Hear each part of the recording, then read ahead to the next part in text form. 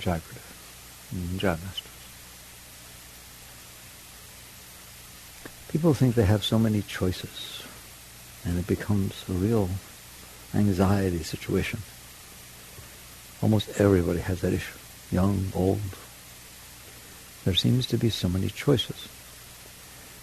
Sometimes people ask me, what about decisions? And I used to answer, but I realized of all the answers I give, the one people have the most trouble with is when I tell them there are no decisions. They have a lot of trouble with that. There are no decisions. It's so strong and obvious that it's almost hard to talk about. Do you know how many things are going on right now in the universe? You better say no. Okay? I mean, how many things are going on? How many things are going on outside? How many things are going on in town, in every single household? How many things are going on inside your body? How many things are going on everywhere? How about 100 billion, zillion, trillion? What are you deciding about those? Nothing. You mean they're going on without you deciding things? How long have all those things that have nothing to do with you been going on? Were they going on yesterday? A month ago? 10 years ago? Were they happening on Jupiter, Saturn, Mars? So you're telling me that for billions of years, things can go on everywhere, and you have to make a single decision, and they still go on. So you've gotten most of what I got to say. So 700 billion zillion things can go on for billions of years, and they have nothing to do with you, and you have to make a single decision. How is it that what's in front of you is not part of all that? You're not making any decisions about the part that you have nothing to do with, are you? So how is it that the little, tiny little part, the 0.001% of what's going on that happens to be in front of your consciousness is intense and it's serious? And if I don't make some serious decisions, something drastically wrong is going to go on. Yet the entire rest of the universe, forever, you have to make a single decision. Seems to be going pretty well, doesn't it? Planets stay in orbit. Your cells divide. You have 10 trillion cells in there making a lot of decisions. Liver, kidney, spleen, pancreas, hypothalamus, they're doing stuff in there. Making a lot of decisions? No. Your neurons, how many neurons you got in your brain firing? You're not making any decisions. So I'm going to ask you, I don't understand how it is that every single thing can go on by itself except for the part that's in front of you. Are you willing to look at it that way? Are you willing to be scientific? Are you willing to be logical? Are you willing to be honest just for 1 hour sitting in a temple? Will you accept truth? The universe has gone on for 13.8 billion years without you. It went through all the evolutionary stages. It created DNA. My God, DNA is serious stuff, isn't it? Chemical bonds that carry all the knowledge and wisdom of how to make every cell in your body. Where did that come from? Did you make a lot of decisions? No. You haven't made any decisions about anything of any meaning at all. So what you're going to see is that this whole thing is self-made. You made it. The world is going on by itself. It has been unfolding for 13.8 billion years. It is happening all over creation. Every moment is unfolding in accordance to the laws, the influences, the processes that are causing it to be the way it is, and they have nothing to do with you. They're happening everywhere, but somehow the part that's in front of you can't handle itself without you being neurotic about it. Something seems fishy, because this is how I deal with that. If you say, yeah, that's right, Mick, then I say, look to the right. A moment ago, what was to your right had nothing to do with you. You didn't have to do a thing. Now all of a sudden, do you hear me? Look up, look down, look around. It's not true that the part that's in front of you is any different than the part that's not in front of you. Why would it be different? It just happens to be where you're looking at the moment. If you weren't there and you were somewhere else, it'd go on doing its thing. So what you're going to see is that the anxiety, the tension, the disturbance, all of that mess that gets created inside are self-generated. They have absolutely nothing to do with the world's unfolding in front of you. What you're doing is follows. You live in here. Check. In there? I forgot to ask you. You're in there. You live in there. There's a world unfolding in front of you. I'm just saying to you, so what? Good. Enjoy it. Look at it. If you don't like it, look to the right. You don't like that, look to the left. It's ridiculous. There's so many places to look. But no, that's not what we're doing. What we're doing is something very, very intense. I live in here, as do you, and it's not okay in there, which we'll discuss in a moment. But be honest, it's not okay in there. Feel some insecurity, feel some jealousy, feel needy, you need someone, you're afraid of something. It's not so good in there, is it? It's not like your favorite place to be. That's why you do drugs and alcohol and want to go on vacations. Anything you can do to distract you or drug yourself so that I don't have to deal with this, because it's not so nice in there, is it? Well, I'm not saying you're a royal mess. A lot of people are way more of a mess than you are or I am, right? But it's a mess in there. You understand that? So you're in there. It's not comfortable in there. Just do this once in your life. Be honest. It's not comfortable in there. We worry. We need things. We want things. We're afraid we won't get them. We're afraid we'll get what we don't want, right? There's a lot of stuff going on in there. Unless you just happen to be in a state of absolute unconditional peace. Raise your hand. Didn't think so. All right. So if I live in here and it's not so nice in here, I want to do something about that. I don't want to live in not nice, and nor do you. Okay? You're always trying to make it a little bit better in there. Even when you get yourself stone drunk, it's better than what was going on there before. You wouldn't do it. Why do people do hard drugs? Because it's better when they're on those drugs than what was going on there before they did the drugs. I guarantee you they wouldn't do the drugs. You would not drug yourself except that it's better than what's going on when you don't. Drugs, alcohol, all of it's the same. All right? They're just degrees.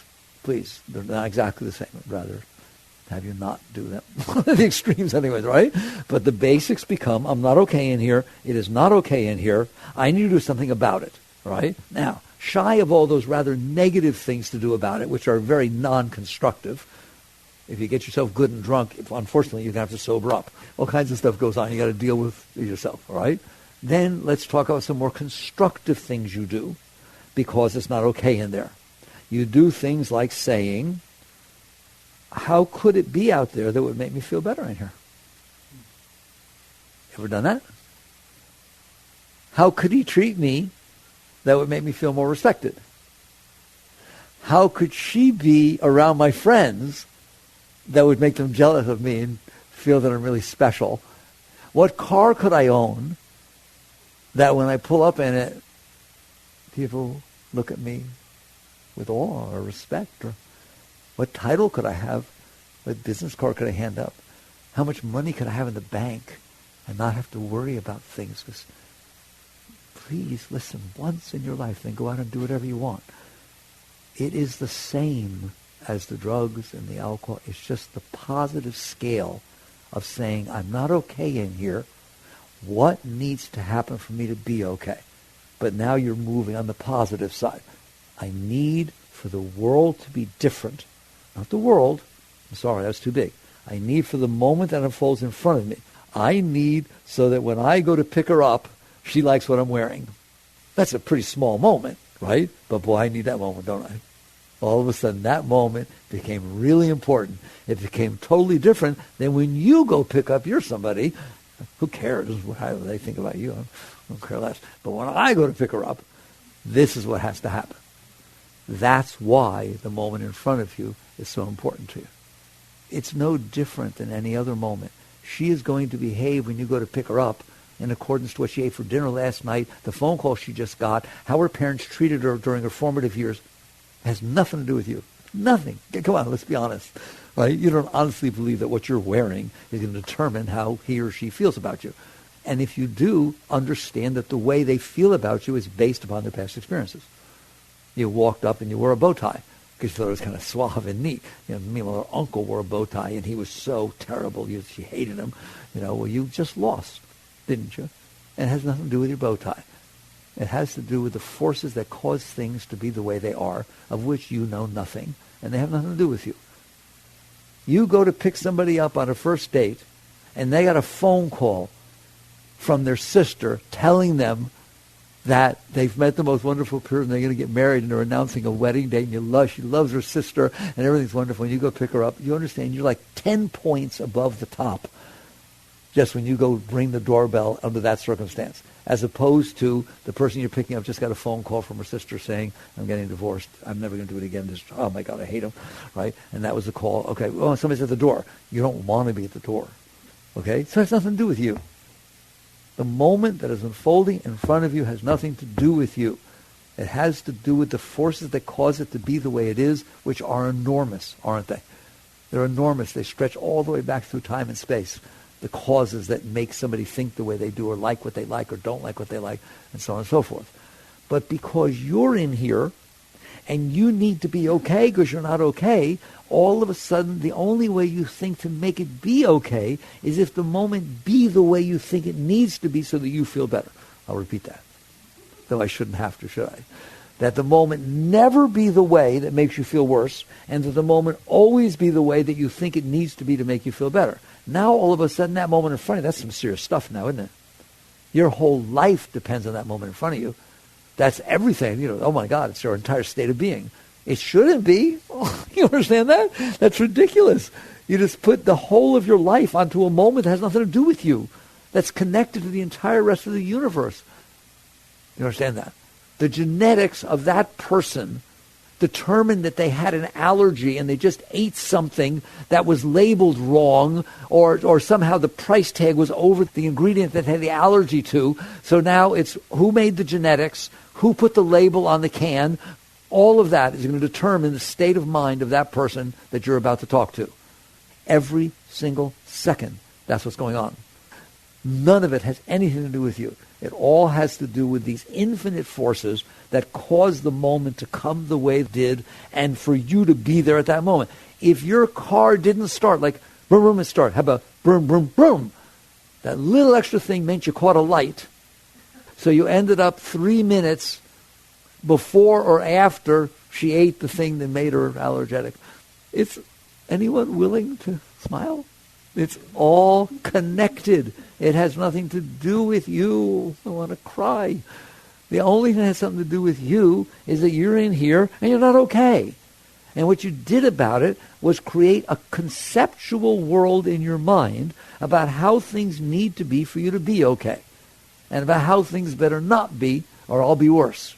So you've decided how everything needs to be for you to be okay. Now you walk into this moment, and it makes me scared because that moment's not going to be that way. Why would it be that way? You just made up something in your head, didn't you? And you made it up based on your past experiences. You didn't make it up based on the experiences that are creating the moment. The forces and causes that are causing the moment in front of you have absolutely nothing to do with the things that happened to you that made you make up what you made up. They have nothing to do with each other. Nothing. You're making up stuff inside your head. I want him to be this way. I want him to be that way. I hope she likes that. Don't you? Just make up a bunch of stuff about how you think things need to be for you to be okay, based on your past experiences. What else would it be on? I'm going to take her to a movie. Why? Oh, God, I remember I took so-and-so out and we went to a movie. It was so beautiful. I think, I hope she likes movies. Well, she hates movies. Well, that's the end of that date. So, again, it has nothing to do with you, does it? What has to do with you is what you're making up in there because of your past experiences. But the moment that's unfolding in front of you belongs to science. It belongs to cause and effect. It belongs to the totality of the creation of the universe. It's its next moment. So those two don't line up. Have you noticed? And you know it's not going to line up, don't you? That's why you become manipulative. Because you know there's no way that that person is going to be the way you want them to be. And that the moment's going to be the way you want it to be. And so you try to control it. You try to dress certain ways, say certain things, do certain things, to try and influence the moment, to control the moment, so it be the way you need it to be, so you'll be okay, and so it doesn't be the way you don't need it to be, so you will not be okay. And that's why decisions are hard. Now we're right back to where I started. I mean, I already told you there are no decisions. The universe is unfolding everywhere, and it's unfolding in front of you too, right? So how do I reconcile these two? Because once you pit what you think you want to be against the moment that's not going to be that way, you have to decide what to do to try and make it be that way. Should I change my major? Oh my God, what a major decision. Right? No, it's not. But to you it is. Why? Because you don't mean, do I change my major? You mean, what will make me happy for the rest of my life? Don't you? Should I buy this dress? I mean, come on, give me a break. How can that be a major decision? You don't mean, should I buy this dress? You mean, will I look good in this dress and impress people and have the influence and effect on them that I want to have? Or will I look stupid or fat or this or that? Or will I does everybody else have a dress like this and I'll look like an idiot walking? So the tiniest decision in the world is enormous. Because you're laying your entire life on the line of, I've made up how it needs to be for me to be okay. I know darn well it's not going to be that way. This stupid old world doesn't behave itself, right? It just behaves according to physics and that kind of stuff, right? You know what it is? It's the perfect result of all the influences that make it be the way it is. Is not the moment in front of you the perfect result of all the forces that made it be that way? I used the word perfect, didn't I? Doesn't mean good or moral or divine. It means give me all the forces, put them together, and you're getting that. It is the perfect result of all the forces that cause it to be that way. All right? And so you come into that moment with your preconceived notion of how you need it to be, want it to be. You don't know how to make it be that way. And so you have these decisions all the time. It seems like constant decisions. It's so intense. It's so hard, right? Should I eat pizza or Chinese? I don't know. It's all the same. Because you're not saying, what should I eat? You're saying, what will make me feel good? What will make me meet the right people? What will make me have an enjoyable experience? I only get to eat dinner once a day, and I wanted to have a good time because I didn't have a good day. So all of a sudden, the weight of the world is on what you're going to eat tonight. Or whether you should spend the next hour here or there. Every single decision is intense, isn't it? What to wear, whether to say so. How about you're in a conversation and people are talking and a thought pops into your mind? Oh, well, you could say, should I say it? Should I say it? I don't know. It could be wrong. I could look stupid. I don't know. Oh, my God. Who wants to live in that mess? You want to live in that mess the rest of your life? All right? Those are decisions too, aren't they? It's just not where am I going to live? What am I going to do? Who do I go out with? Do I open my mouth? Should I shove my beard? How long? Oh, my God. I get neurotic about it, right? Does it look good? What part? This part over here. That's when people finally wake up, they do something with their hair or their beard, and nobody notices. It's like insulting. Do I see what's different? No. I'm bald. Oh, I see. Where do you want to go? And you spend 3 years trying to decide whether to cut your hair or put on a tattoo or something, right? You are driving yourself insane playing this game of I'm not okay. What does everybody else and everything else need to do so that when it unfolds in front of me, it will make me be okay? Fair enough? I was nice to you because I said you made the decision of what you want and what you don't want. Now you have this decision how to make it happen. You can't even decide what you want. Can you? Come on. You can't decide. I don't know. We've been together a long time. I would like to be freer, right? I know he won't let me. Should I get divorced, right? But I do love him, and I like when he does this. And, oh, are you having fun yet? And by the way, one day you want to, and the next day you don't want to, and the next day you do want to, and the next day you don't want to. And I was nice because it's a day. It's really a minute. Come on. Never done that? All right. So what you see is that you are driving yourself bananas with this constant pressure of decisions that seem to be, oh my God, these are life-changing, important things that are just a symptom of a sickness that has gone on in there that you should not be doing. You were born onto a planet that is spinning around the middle of outer space. Ever seen a picture of the Earth floating out there? It's like totally black. Everywhere's all around. It's empty, dark space. Okay? And you're on this beautiful planet spinning around, and there's these events unfolding in front of you.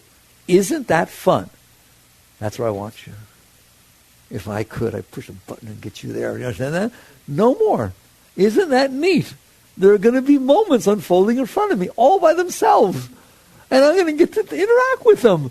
What exciting. I'll meet somebody, they'll leave, they'll stay. I don't know, who cares? Whatever it is. It's interesting. If I meet them, it's interesting. I don't meet them. I mean, there's 7 billion people on the planet Earth. I can't meet them all right? I'll meet the ones that are in front of me. Hi, how are you guys? Look at you guys, hi.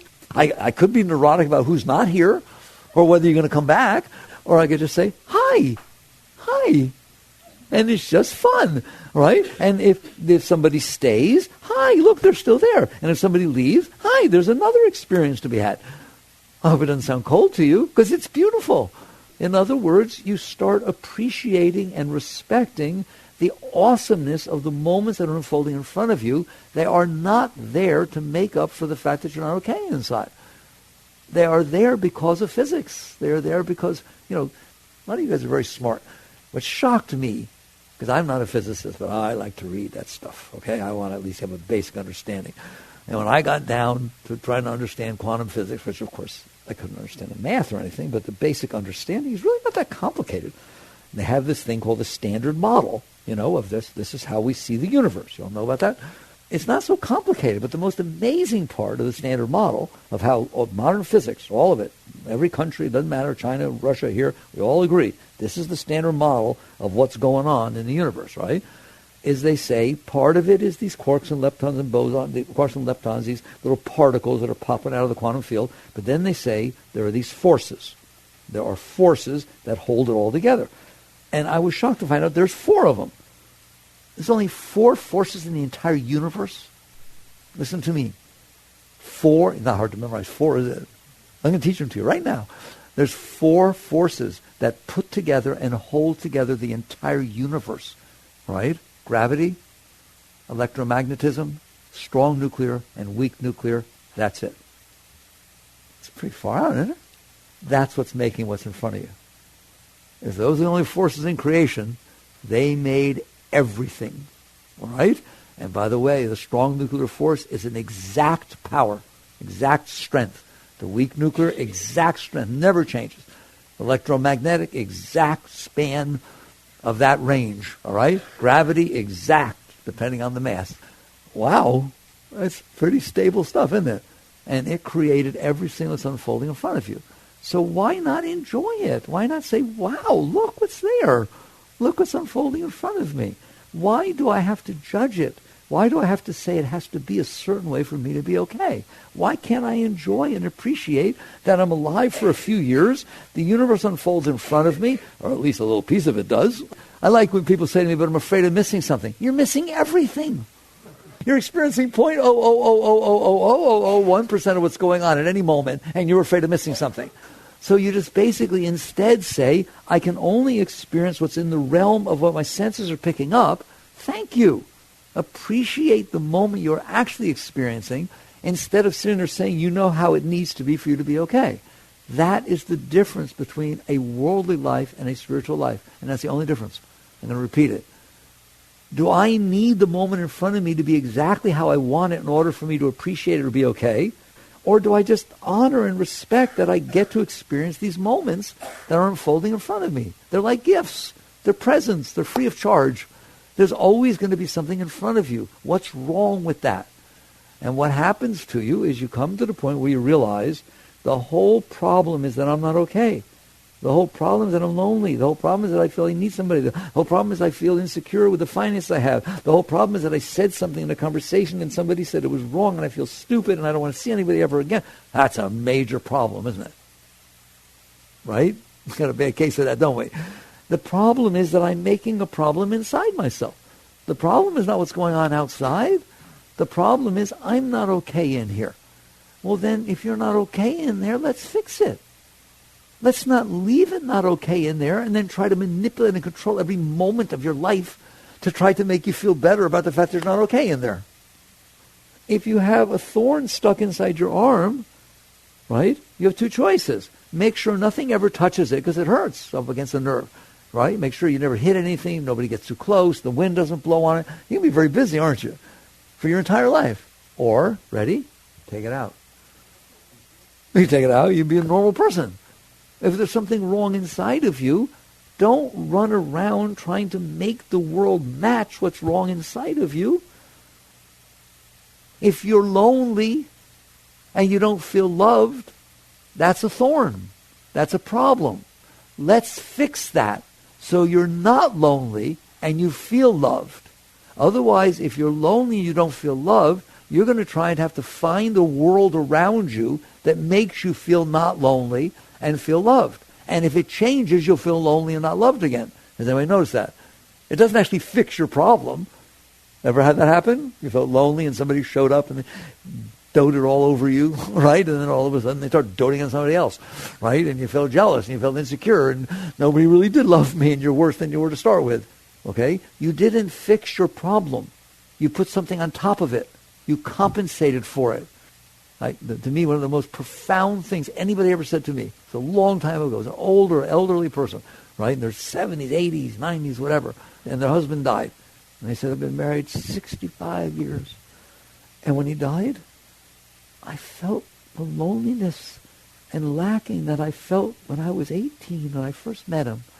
It came back just like it was before. That's not romantic. That's sad. That means that 65 years of marriage didn't fix you. All it did was hide you from yourself.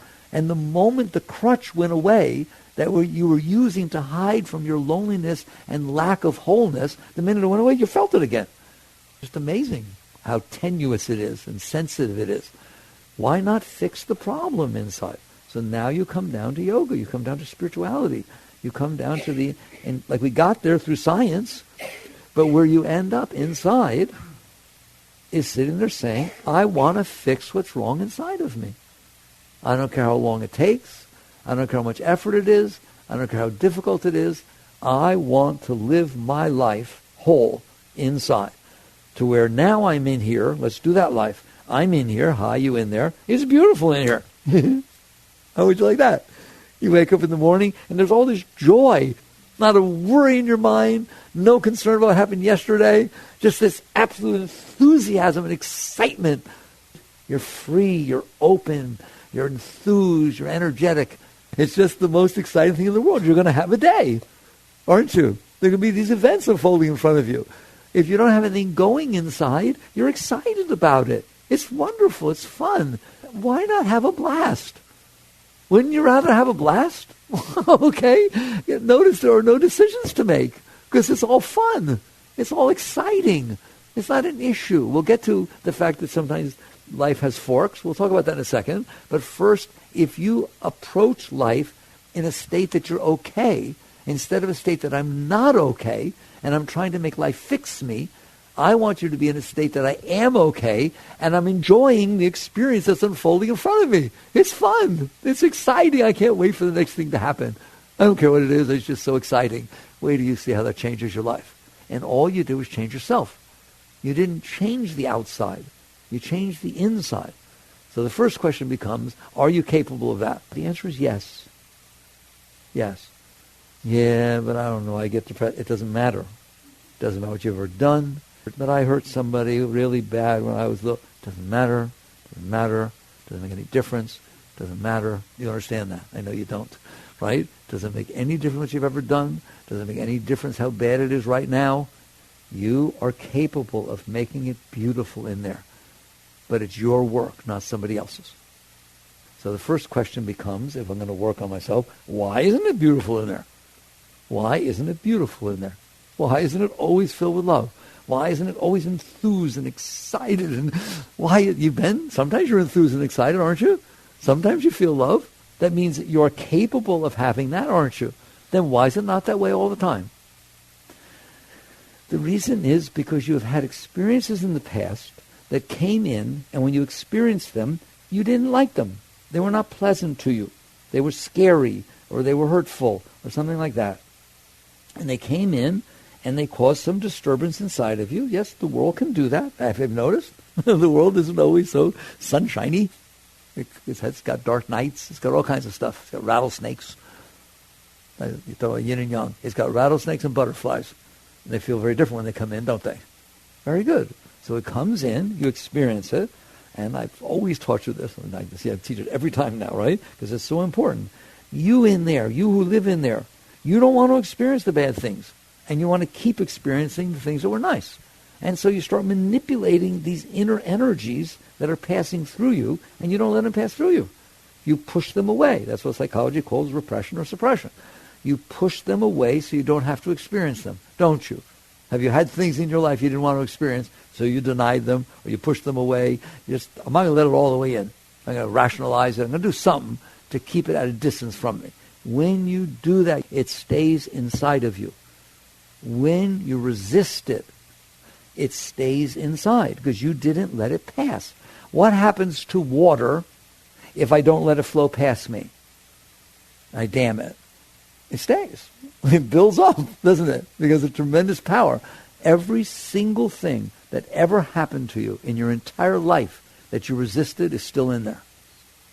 And you know it, don't you? Because it comes back up, doesn't it? Isn't that funny? It comes up in your dreams. Comes up, you see something that reminds you of and you feel yicky. All of a sudden you get in moods, don't you?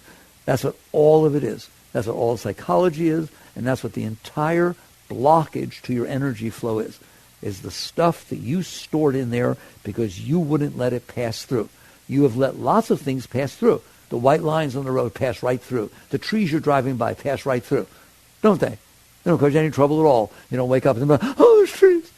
But you do, oh, there might be a snake. Oh, the butterfly went away. I liked it. All right? You hold on to these experiences. Right? They don't stay in there naturally. They naturally pass through. Passing through doesn't mean you forget them. Passing through doesn't mean that they had no influence on you. They flow in and you become, I'm trying to find the words, you become the experiencer of that experience. If you're learning tennis and the only ball you ever hit was forehand at a 90-degree perpendicular angle, right? And I hit you a ball at a slightly different angle, are you better off or worse off in learning tennis? No matter what angle I hit it at, you're better off, aren't you? Because now you're an experiencer of a ball at that angle. What about if it hit different speeds? You're an experiencer of a ball at that angle at that speed. But what if when I hit it the first time it goes in the net? It doesn't matter. Now you're an experiencer and you can get a little bit better next time. It's called learning. I've been using that word lately because we don't understand what it is. It's called learning. Why is life not like that? Why, if you see a rattlesnake, is it not a learning experience? You never saw one before. Now you experience that. Why, if you experience a butterfly landing on your arm, is that not an experience that you had and you become a wholer person because you've experienced a rattlesnake, you've experienced a butterfly, you've experienced an almost car accident, you've experienced a car accident, you experience this, you experience that, you experience all kinds of things, don't you? You become a better tennis life player, okay? I'm telling you, it's exactly the same as a tennis player. It's exactly the same as everything else you learned. You didn't know it before because you experienced it, you became wholer, didn't you? I'm telling you, every single experience in your life is to your benefit. Every single one, until you decide it's not. If all of a sudden you decide I can't hit a tennis ball that way, and you start yelling at your coach for hitting it that way, and the moment he hits it that way, you march off the court, and you stop playing tennis, well, that wasn't a very rich experience. I can't argue you became a better person because of that, but that's because you resisted. Otherwise, it would have been an experience that stretched your limits. You became a better player. So if you resist the experience that life is giving you, it stays stuck inside of you. And it stays in there forever. It will come up when you're 80. It will come up when you're 90. It will come up in your dreams. All it has to be, somebody says a name, Joey. Oh, an 80-year-old person. Joey. I had a Joey when I was young. Joey, he ruined my life. Don't talk. I told you not to mention that name. But you were 12. I don't care. It was 80 years ago. I don't care. It's staying in there till you let it go. That is the nature of things. You have will in there, and you can push energies. It's not the event. The event was over 80 years ago. But the impression of the event, right? The impression of the event can get stuck inside of you. It is the impression of those events stuck inside of you that are blocking your energy flow. So you don't feel enthusiasm and joy and love because you are blocked. Just like if you stop a river, dam it up, it goes dry downstream. If you stick those rocks of these past negative and clinging experiences, resistances and clingings inside of you, then you can't experience the reality of what's happening in front of you. Because you know darn well right now when something happens in front of you, it hits your stuff and you start thinking about it. Very rarely do you have what's called a pure experience. If the sun is setting, it's just so beautiful, ready? You say, it blew my mind. Yes, it literally did. It took you out of those blockages. And for a moment, you fully experience the beauty of that sunset or the hug of your lover. It becomes a deep, rich, beautiful experience. Every single moment of life is meant to be like that. It can't be like that now. Why? Right? Because this moment comes in, she sat down, and I don't see her. The red looks like what my sister wore that time she stole my bike and I got in trouble and she lied to my father. All of a sudden, I'm depressed and I'm having all kinds of problems, right? And her blonde hair reminded me. Do you understand that? You don't see anybody. You see yourself. Is it funny? Isn't it true that your mind starts up the minute you see something? Right? I mean, you have an experience. Somebody says something. I tell you, the ultimate way to see it. Next time you're having a conversation with somebody, doesn't matter who it is, a friend, whatever it is, and they're talking, I want you to see what you're doing. Because I'm telling you right now, you're not listening. You're judging everything they say. In your mind, saying, well, that's not true. I used to think like that. In other words, your mind is activated by what they're saying. And if you slowed it down, you would see it's being activated due to your past experiences. Right? Oh, that happened to me once, but I didn't have that problem. She's had it. And it's in there talking to you while you're supposed to be listening to the other person. Instead, you're listening to yourself. And that's only if you're somewhat interested in what the person's saying. Otherwise, you are literally not even listening at all and thinking about what you're going to say when they finally stop talking. Ever done it? Okay. That's showing you what's happening. You have all this stuff stuck inside, and now the world, when it comes in, instead of making it back to you, hits your stuff. And that's where all the judgments and the noise and the insecurity, all that garbage comes from. So you can't feel the pure flow of the beauty of the energy of your being. Because what you feel is your reaction to things. Because you have all that stuff in there. Okay? I mean, just have one person say something that reminds you of your mother and you don't get along with your mother. And you don't like that person. Well, that person's not your mother. But the way she smirked reminded me of Mom. It's like, we have all this stuff, don't we? We've collected all this garbage inside. That is what's blocking your energy flow. That's why you can't appreciate and really get turned on by the moments that are unfolding in front of you. They have to be exactly what matches that I call tiptoe through the tulips. How does everybody need to be so they make it through me? If you talk exactly right, it won't hit Mommy. And if you talk a little bit stronger, it'll hit Daddy. I got along with Daddy. Okay, we're doing good. I like you so far. It has nothing to do with liking them. It's you. So we end up with this entire mishigas of preferences and concepts and views and opinions and likes and dislikes, all of which are 100% the result of the garbage we stored inside of ourselves. So you catch on that if you want to have a whole, full life, it is not about manipulating and controlling every moment. How you can control every moment. You can kill yourself to make one moment, the wedding day, be the way you want, right? But then there's a moment after the wedding day and the time before and then the 3 years later. Oh, my God, are you going to be busy? Just amazing how weird we got ourselves, isn't it? Instead, you guys, because we had this talk, you wake up and you say, if I have but one life to live, I want to live my life. I want to enjoy my life, every second of my life. I want to appreciate the moments that unfold in front of me, that creation's giving to me, not judge them and hate them and manipulate them and say something else, I would rather something else. Remember those bumper stickers I always tell you, right? I'd rather be sailing, right? I want you to say, I'd rather be doing what I'm doing. If you'd rather be sailing, you're not having a good time. But I like sailing, but you're not sailing. So you gave up enjoying the moment you're having because you'd rather be sailing. Therefore, you're not enjoying the moment you're having. That's called be here now. That's called the power of being in the present moment. The present moment is beautiful. If he stands here next to me, he loves the moment that's in front of me. I'm the one who has a problem with it. There's nothing special. There's nothing magical about sailing. There's nothing special about anything. There's just the question, does it fit your garbage that you got in there? All right? And I'm telling you, get rid of the garbage. All of a sudden, you have a totally different meaning for your life. If you want to have a whole, full, exciting, rich life, and I want you to, then you need to not make stuff fit your garbage. You need to get rid of your garbage. And that's back to the thorn example I gave you. You want to spend your entire life making sure that nothing ever touches the thorn in your arm? Or you want to take it out? You want to spend your whole life making sure everything matches the garbage you got stored inside of you? Good luck. And that's, again, I keep going back to decisions. You will try to figure out what decision, you'll try to figure out, based on the garbage I have in here, all the likes and dislikes and fears and anxieties and so on, how do things need to be so it feels better inside? Okay? So you'll make up what you want or what you don't want. Now, how do I make it happen? And you're going to make decision after decision. It seems like everything is these earth-shattering decisions. There's nothing decision. The only decision you have to make is, do I want to do that? To me, do I really want to do that for the rest of my life? Because you've been doing it your whole life, haven't you? You know how I know it doesn't work? Because you're still doing it. When you're in high school, did you have a little model how people needed to be and treat you and everything? And if it wasn't, you got all weird. And if it was, you liked it, yes or no? Okay, well, now in college, did you do that? When you got married, did you do that? Everyone's still doing it. It never stops. It can stop. It can be beautiful in there. But you need to get rid of the garbage that you've stored in there. So then the question becomes, how do you do that? Here's how you do it. You don't start by trying to get rid of the garbage you have stored inside. Thank you. You don't do that. All right? You start by not taking more in. You start by every moment of every day of your life realizing, if you're not careful, you're going to do it again.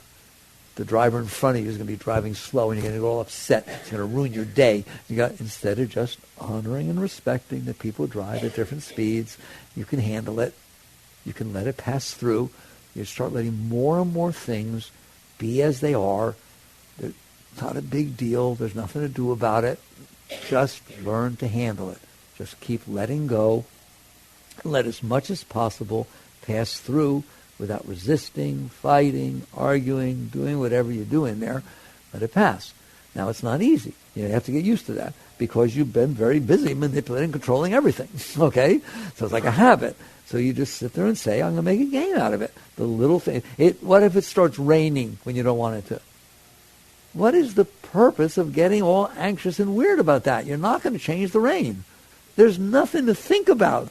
Enjoy the rain. But what if I get caught outside and it's raining? You will get just as wet if you enjoy getting wet as you will if you don't enjoy getting wet. The difference is, in one case you'll enjoy it, and in the other case you won't. And so you start, I call it working with yourself. You start working on yourself. You start looking at all your complaining little person in there, and you sit there and you raise yourself. You sit there and you say, okay, it's raining, I'm going to enjoy the rain. And little by little you raise yourself. You learn that you don't have to be a negative poo-poo head.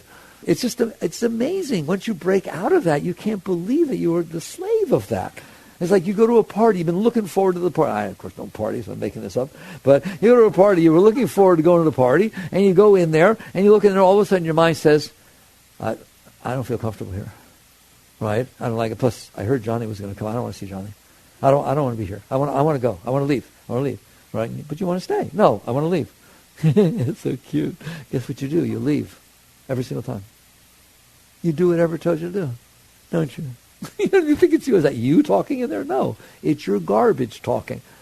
You need to break that. You need to break your connection to that. You need to sit there and say, excuse me, ma'am, we look forward to this party. We're at this party. We're staying at this party. Okay? We're staying at this party like a child. You treat it like a child. We're staying at this party for an hour and a half. You can either make yourself miserable for an hour and a half, or you can enjoy it like I'm going to. All right? And then you go about your business. And if it's in there still complaining, just don't pay attention to it. Break the hold it has on you. Because all that noise inside is just the sum of your learned experiences. You know, Johnny wasn't nice to you 3 days ago. At least he wasn't really not nice. You said, hey, Johnny. And Johnny kept walking by. All right? And you had a friend next to you that just told how much Johnny liked you. And this hurt. This is, what do you do? Right? The truth is he didn't hear you. Okay? But that's not what your mind said. So you make up all this stuff that hurts you. And then you go to the party and you have to leave. I don't know. I could give you example after example, couldn't I? It's crazy. And so you start to, little by little, dare to use your will, not to control the world to match your stuff, but to let go of your stuff. That's the cleanest thing. That's the entire spiritual path. It's called spiritual purification. It's not about never swearing. It's not about wearing white. It's not about going to India. You understand that? It's about getting rid of the junk that you built up inside of you. And I don't care how you do it. Figure it out. There's lots of techniques. There's lots of things. The main thing is you say to yourself, I don't want this in here, and it's not going to run my life. And as you let it go, it will go. It will go. So don't take more stuff on during the day. Can you handle the fact that it's raining? Can you handle the fact that Johnny didn't say hello when you called out to him? Can you handle the fact that there's a scratch in your car that you parked in the parking lot? Can you handle the fact that something happened, what am I going to tell you, somebody didn't call when they were supposed to?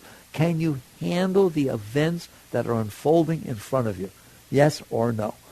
Because if the answer is no, you're in big trouble, aren't you? Why? Because the events are unfolding in front of you. And you only have a choice. I handle them, I respect that, or I can't handle them and I get weird. And you start working on yourself to be able to handle the moments that are unfolding in front of you. You're going to find there's this low-hanging fruit. You're going to find your life gets much easier very quickly. People write me all over the world. They write, after reading the Untethered Soul and Surrender Experiment, right? Oh my God, it changed my life, everything. That'll go on for a short period of time until something bigger tries to come up. And then you're going to realize, oh, it was bigger than that. All right? But by all means, take the low-hanging fruit. Do the things like me. If I have a new car, I've bought a new car for a long time. If I have a new car and it gets its first scratch, I look at it and I get all excited. First scratch, I don't have to worry about it anymore. Because you know it's going to get a scratch eventually, right? Okay? So if it's over, okay, good. I don't have to park far away. So you just get to the point where you let go of the small stuff. And then what's going to happen all by itself is something's going to happen and something inside of you from the past is going to come up and it's not going to be comfortable. Ever had it happen? You say something doesn't happen, blah, blah, blah. You have a dream, freaks you out, whatever it is. And all this stuff starts coming up. If someone comes to me and says, I'm having this problem, this stuff's coming up, I always ask the same thing. I won't do therapy with you, by the way, but I always ask the same thing. Is that brand new? You ever felt that before? Oh, yeah, I used to feel this in high school all the time, but I got over it. Yeah, you sure got over it. All right? You have to welcome it to come back. You couldn't handle it when it happened. You need to handle it now. It is not going to leave from inside of you till you welcome it to do so. You're the one who held it inside of you, didn't you? You pushed it away when it happened. You have to change your attitude. You have to welcome it inside. Welcome, you're welcome. I couldn't handle you in high school. I can handle you now. It's fine. Plus, because you did the low-hanging fruit, you became a better tennis player. You became more capable of handling things. See how I use handling? You became more capable of handling things because you handle the small things. So now a bigger thing comes up. Do the same thing. Let it go. I beg you. Let it go. And then you'll get to a point where you start getting high. It starts being really nice in there because you're not as blocked. And there are less things inside that hit your stuff because you have less stuff. And then all of a sudden something big will come up. Wait till you see your first really big one, that you didn't even want to face. You really suppressed this one. Then all of a sudden it's coming back up. Somebody says something or doesn't say something. It starts broiling in there. Can't it get like that? And you decide, do I want to push it back down and build my life on top of that? Because that's what you're doing. I have to avoid it for the rest of my life. Or I want to take a couple of breaths and let it go to the best of my ability. And once you let one big one go, your entire life changes. Entire life changes. You'll be more happy in the morning. You're happy with the food you eat. You're happy with everything that happens to you because you let go of this giant blockage. And when the next one comes up, you throw it a party. You welcome it, and eventually you become a cleaning machine. Every second of your life, all you're doing is letting go. You just take a position inside. I want this stuff out. I love it. It's the most beautiful experience I ever had, getting higher and higher and higher and higher. And eventually, at some point, what will happen, you'll start to feel this energy that the only time you felt it before was at the sunset or in a lover's arms. This rush of upward, beautiful energy starts flowing inside of you all the time. When you wake up, it's there before you wake up, feeding you, just rushing up inside of you, pouring out your centers, right? That's Shakti. In yoga, we call that Shakti, all right? Spirit. You just get this upward flow. And it's really nice. It's nice having that going on in there, right? And all of a sudden you decide, I like that. And I ain't never given it up. I ain't never given it up.